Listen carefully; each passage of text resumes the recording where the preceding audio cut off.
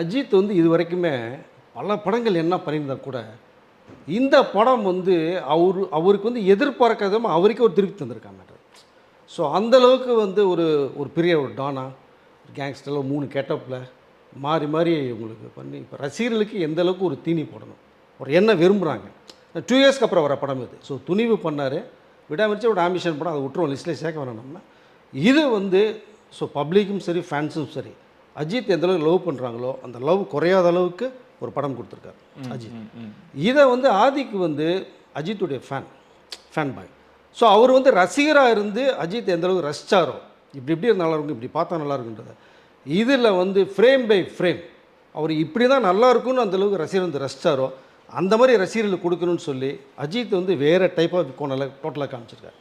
இது அஜித்தே வந்து ஆதிக்க கூப்பிட்டு, டேய் நீ இவ்வளோ திறமை இருக்குன்னு சத்தியமாக நினைக்கவே இல்லைடா அப்படிங்கிற மாதிரி அவர் கட்டி பிடிச்சி பாராட்டியிருக்காரு ஆதிக்க. ஸோ அந்தளவுக்கு ஒரு ஃபேன் பாயாக இருந்து அஜித்தை வேறு ஒரு டைப் ஆஃப் இல்லை டோட்டலாக காமிச்சிருக்காரு.